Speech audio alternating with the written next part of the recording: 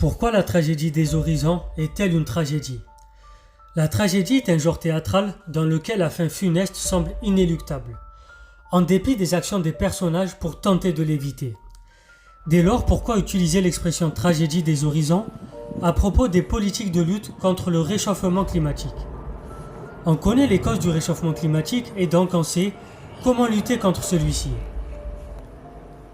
Fort de cette connaissance, rien ne devrait être inéluctable. Pourtant, l'expression tragédie des horizons est particulièrement bien choisie pour désigner les forces qui poussent les décideurs publics à ne pas agir suffisamment dans ce domaine et qui nous mènent donc vers une fin funeste annoncée. Quelle est l'explication? D'abord, les coûts d'une politique climatique ambitieuse sont considérables. Les investissements publics requis sont de l'ordre de 3 à 4% du PIB chaque année, avec des écarts entre les pays selon leur situation, et ça sur une période qui peut aller jusqu'à 30 ans. Au-delà de ces investissements publics massifs, la transition écologique nécessite aussi des modifications drastiques de nos modes de production, notamment agricoles, de nos consommations, de nos mobilités et de notre alimentation.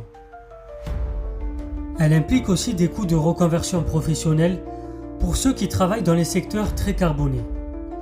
Tous ces coûts, qu'ils soient financiers ou qu'ils soient liés à une plus grande sobriété, sont subis par les populations actuelles, alors que les bénéfices de ces efforts, du fait de l'inertie du système climatique, seront pour les générations futures. La difficulté est encore accrue par le fait qu'une politique climatique, même très ambitieuse, ne permet pas de produire aux populations une amélioration du climat, mais simplement une moins grande détérioration de celui-ci par rapport à ce qui se passerait si l'on ne fait rien. On comprend bien dès lors le caractère tragique de la situation pour les générations futures, car ce sont ceux qui subissent les coûts aujourd'hui dans leur mode et niveau de vie qui sont les électeurs de nos décideurs politiques. Or, l'horizon temporel des décideurs est calé sur le calendrier électoral. Le décalage dans le temps entre les coûts et les bénéfices de la transition écologique est donc favorable à ce qu'ils ne fassent rien ou trop peu, car ce sont leurs électeurs qui assument les coûts. La question centrale est donc une question de solidarité et d'équité intergénérationnelle. C'est ce qu'on verra dans la prochaine vidéo.